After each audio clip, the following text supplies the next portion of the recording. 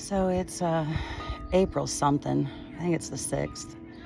I'm supposed to have ordered my Stelara injection for my immunosuppressants for my Crohn's disease a week ago for it to be here a couple of days ago so that I could take it today. I haven't been offered an opportunity where I'm not managing other people so that I could manage myself, and despite me letting my family know that I needed this stuff done, they didn't help me. The reason why I couldn't get stuff done is because on Good Friday, this past Friday, my husband came over and spent the whole day antagonizing me through phone calls. The kids kept weaponizing incompetence, not doing things, not being there to help me, making statements that are blame statements, blaming me for needing help to do something or wanting communication. Really, that's all it is, just needing help around the house to take care of things, to manage things, and needing us to communicate so we can manage the things.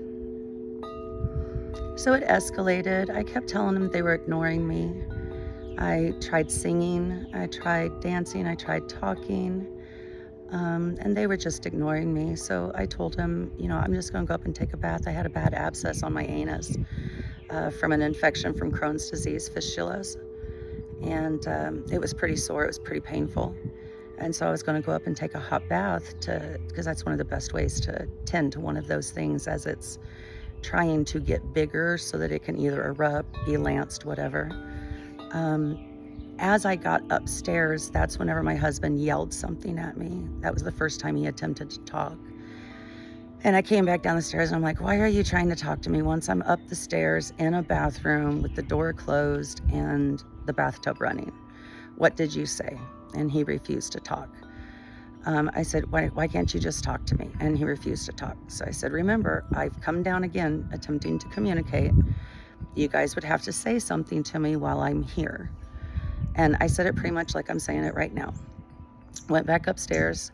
As soon as I got into the bathroom, he yelled again something. And so I came back out, bathtub still running.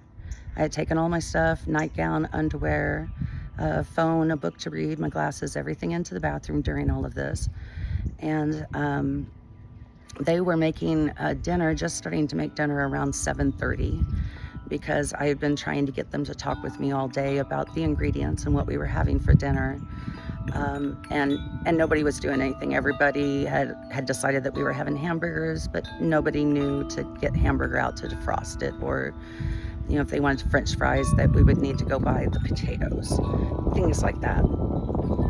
So whenever he got home, apparently he had bought a couple of items like buns and lettuce, but we didn't have things like the potatoes. So I wound up going with him to Schnucks to go get those potatoes, and I picked up a couple other things, and he was angry at me the whole time in the store. We got back home. I started playing music and trying to dance with him, and that's when the bath happened. And when I came down the second time after he had yelled up at me, I was like, God damn it, stop hollering at me whenever I'm gone. Talk to me while I'm right here. And he just started screaming at me, get out. And I said, I'm not getting out. I live here. And he yelled, get out. And I said, I'm not getting out. You got an apartment to go to. If this is done, if we're having too much of a trouble right now, you've got an apartment to go to. You need to be the one to get out and just go back to your apartment. I'll cook these hamburgers. We've got this going. And he just kept yelling at me, get out. And so I started yelling, no, you get out. And he yelled louder and I yelled louder. We both just repeating the same thing. You get out, no, you get out. You get out, no, you get out. You get out, no, you get out. As we got louder, Kira started holding her ears. And I told her, you need to go to your bedroom because this is just not proper behavior that's happening. I need you to go up to your bedroom. You don't need to be down here listening to this. We're clearly not being able to make dinner right now. She refused to leave. She just stayed there holding her ears. And he said that he was going to leave. And our house is set up so it has a circular path on the lower floor between living room, dining room, kitchen, and foyer. And so he walked one way towards the living room. I walked the other direction towards the stairs to go back up to the bathroom. We both got to the foyer at the same time, and he was holding my portion of the records that we have bought throughout the 33 years we've been married. I went to try to get those records from him. I said, you can't take these records. You know, the stereo system's here. You're over here all the time. You say you want to move back in here. There's no reason for you to take these records from me. I've told you you can move anything out of this house that you want, and you're saying you want to move back in, so why are you taking stuff? And he just, I don't remember what he said to me, but he antagonized, said that I was the problem, I'm an issue, all of that type of stuff. And I said, you're not taking the records. And I went to grab the records. And the nature of a whole big stack of records is you try to grab a few of them, you know, they slip, they fall. And that's exactly what happened. They slipped out of his hands, slipped out of my hands, and they fell. Simultaneously, my left leg that has a bad Achilles tendon that I hobble a lot of times when I'm walking, gave out on me. I fell into him. He fell into a plant stand that we had there, knocked the plant stand and the plant to the floor. And I started laying on top of the records, trying to keep him taking the records, saying, don't take my records from me. I'm screaming at this point in time. Don't take my records away from me. Why do you have to take everything away from me? Just let me have these records. Leave me alone. I do not consent. You don't need to be taking these. This is my portion. And then Kira came in and started grabbing at my right arm, trying to lift me up, screaming, I don't want my parents to kill each other. And I said, Kira, get off of me. And I put my right arm up in a defensive stance. I did feel like my nails hit something, but I'm not exactly sure what happened because I was down on the ground, you know, face down, kind of straddled over the records. He was on my left, pushing me around to get the records out from underneath me, and she was on my right, lifting my arm to yank me away. I've got a very painful shoulder, painful elbow. I've got a cut on my arm here. My wrist right here is a little bit bruised up and swollen. I wound up going to jail that night. The cops told me that it was domestic abuse, domestic battery, because I grabbed the records. I don't know what they told the cops outside. I was inside crying, trying to regulate myself. When the cops arrived, I was outside in the neighbor's driveway, barefoot, crying. And one of the cops brought me inside and I told him my side of the story. Then another cop came in. They asked if I needed EMT, and I said I thought that I did. EMT came in, you know, did blood pressure, temperature, pulse rate, respiration. They said that I was okay. I said, I think I need to go to the hospital because I've got some sort of injuries happening here. My neck really hurts. My arm really hurts. I fell on my knees. They're really hurting. And I've got this fistula abscess on my anus that is just excruciatingly painful. And they told me that I didn't have to go by ambulance. I could just take myself later. And they made me sign a refusal form. I told them I didn't want to refuse. I thought that I needed to go to the hospital, but they forced me to sign the refusal. And as soon as I signed that, another cop came in who apparently had taken the story from my husband and my daughter.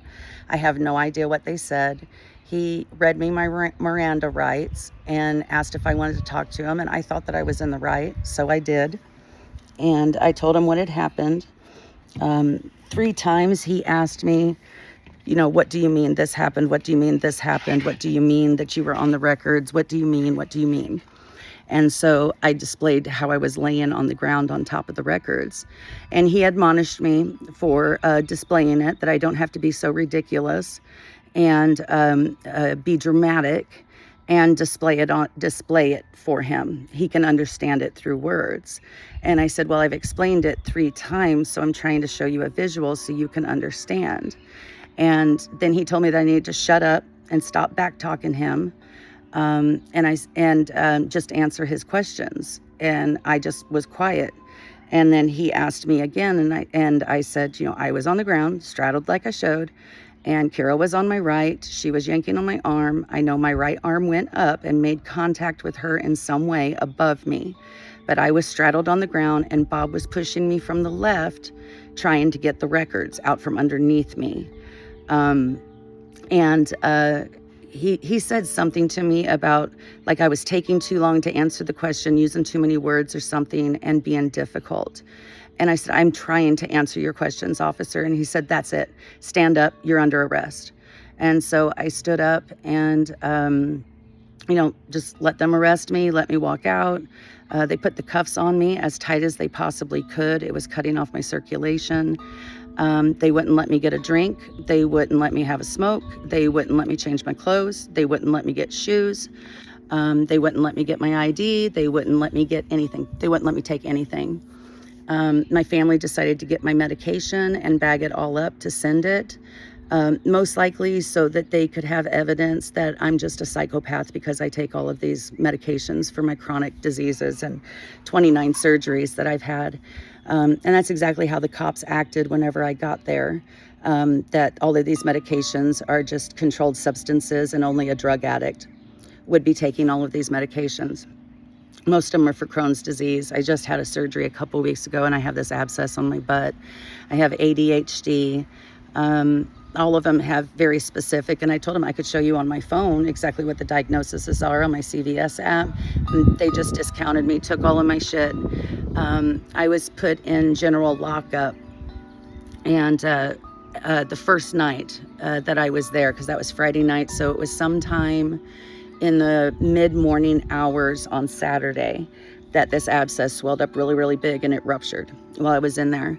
So I went to the little toilet sink thing that they had, pushed the button, and I was trying to check on myself, and yep, it had ruptured, and there was some really putrid, nasty stuff coming out. And so I hollered for an officer, and I said, I'm not sure what to do. I don't have anything in here to manage. I'm scared that this is ruptured. And the officer, of course, my voice was loud. I was in a panic. I was scared. It was extremely painful. It was painful. Imagine having your entire butthole explode on you with festering, nasty, black, green, funky stuff. Okay? So she yelled at me that I didn't have any right to be yelling and that she could just leave me there. And I said, no, I'm calling for help. I need medical attention. And I got myself put together, and she said she was going to take me to medical. She didn't take me to medical. She took me to isolation. I was stuck for the rest of the time in an isolation chamber, managing this issue by myself. They did finally give me 2 Tylenol, like 10 hours after the rupture had happened. Never gave me any of my medications that were prescribed for me, not even my inhaler, despite that I woke up in the morning that day, very raspy, wheezing, and having difficulty breathing. They told me it's just anxiety. And I said, no, actually, I have COPD. I have nodules in my lung. My right lung is partially collapsed. And I'm filling up with mucus because I wasn't allowed to take my hydroxyzine last night, which not only helps me sleep, but also manages the nasal passages and all of the mucus that develops in my respiratory system. They weren't having it. They weren't hearing it. The other inmates, they were allowed to keep their hair ties, keep their hair up. I was forced to give up my hair tie. The other inmates were allowed to call these officers pencil dick and all kinds of horrible names. Me saying, yes, sir, thank you, may I please, was ridiculed continuously by the police department. I was told I was being punished for yelling at the sergeant whenever I was having this medical emergency and in extreme pain. And that's why I was put in isolation, and I was left in isolation for the rest of the time. The only thing I was able to eat was the 2 cartons of milk that I was provided. Actually, just 2 cartons of milk by the time we got there, let out. I had 5 tortillas, flour tortillas. I had equivalent of maybe 1 of those little pack and play cups of peaches, and water out of the toilet sink. And that was all I had to eat for 2.5 days there.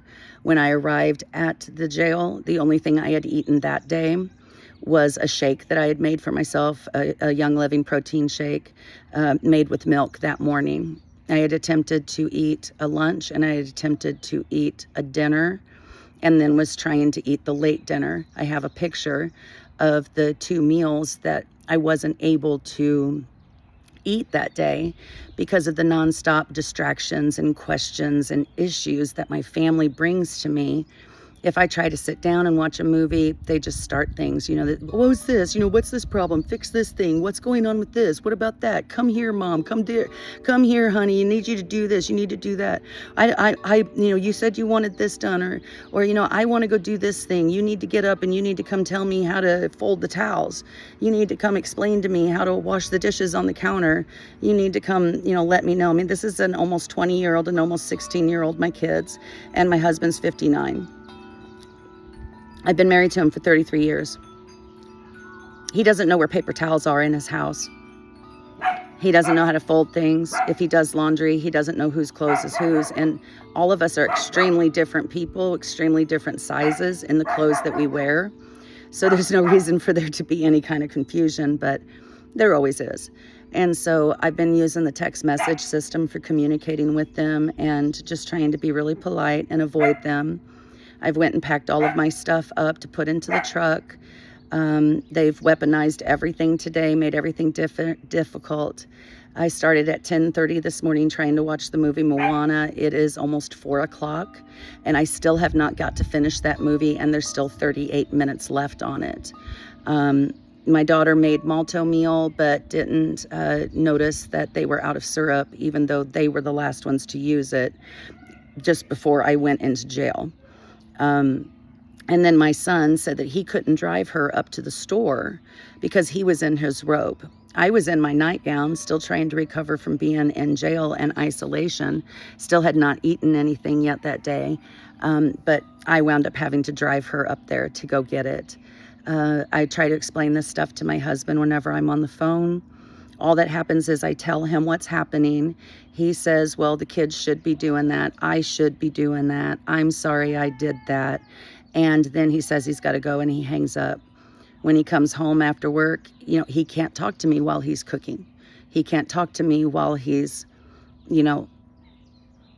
sitting there at the table next to me, supposed to be talking to me and having a conversation about what we're doing. I keep him from being able to open his mouth. And I'll continuously say, these spots where I quit talking is where you're supposed to answer back. You're supposed to have something to say. And he just says, all of them, all three of them, my son, my daughter, my husband, well, I don't know what to say. And I said, you can pick any of the words in the encyclopedia. I've sent them books and pages and videos, passages. This morning I told my daughter, about that I sing all the time because it's the only thing that I have left in my life that's actually mine. It's the only thing that I can do no matter what. I was in isolation in a jail cell, and I had a conversation with a cockroach in there that was more fluent, and the cockroach listened to me better than what my family does. I've created apps on how to handle it. I've explained to them the whys and the wherefores, that, toilets need cleaned and dishes need washed. Animals need taken care of and fed, and humans always eat a dinner in the evening meal. And they just every single day can't remember that those things happen every day. Showers should happen preferably every day, but for God's sakes, at least once a week. That your bed sheets should be cleaned and not be left on for ever. I really don't know. But based on the way that they've treated me since I've been out and my medical conditions, none of them have any concern for what I went through, the abscess rupturing while I was there. Should we take you to the doctor? My husband hasn't asked to look at the wound. They've done nothing to truly care for me. They've done things around me, like make dinner and then eat dinner and watch movies around me. But as far as actually taking care of me and in any way, helping me get stuff, helping me do stuff. My husband was helping me get up and down the stairs last night. I almost fell out of the bathtub when I was taking a shower after I got back from the prison. And, I was crying after I was trying to dry off, and he was playing a song. It was ABBA's Mamma Mia, and the words go, Mamma Mia, here I go again. My, how can I resist you? Mamma mia, does it show again? My, just how much I miss you. There's something broken hearted. Ooh, since the day we parted. My, I can never let you go. And then he also played Meatloaf's Anything for Love. And I kept saying to him, I mean, the only thing I'm asking you to do for love is to communicate with me. Can you do that for love? I don't need the moon. I don't need the stars. I don't need Gucci bags. I don't need a mansion. I don't need 600 really expensive cars. I just want your company and communication. I just want to do something fun. I just want to play games, play chess. I've asked them, about playing chess since I've been back out. Nobody's available. I've asked them about playing board games or playing Battleship with me last night. Nobody's available. They're all in the house. My son took the night off of work last night, but not to really be with me. It was so that he could just sit around and smoke weed and lay on the couch and just melt into the couch for the entire day until he went to bed. And then keep me up a little bit later by sitting in my bedroom to smoke some more of my weed. So this is just, from what they're doing, I'm thinking that they're trying to torture and torment me until I finally have an outburst. And then they can call 911 on me. And in our state, if something has happened one time and then you get arrested for it a second time, it's automatically a felony. I will be going to prison if I have an outburst, if I'm in pain and I lose my patience and I yell and I throw a towel on the ground or something like that, that will give them enough cause to dial 911, say she's at it again, she's a psychopath, she's crazy, she's abusing the family. And the police, based on the way that they're treating me and the blackballing that is obviously happening with me in this city and the medical community, as well as in the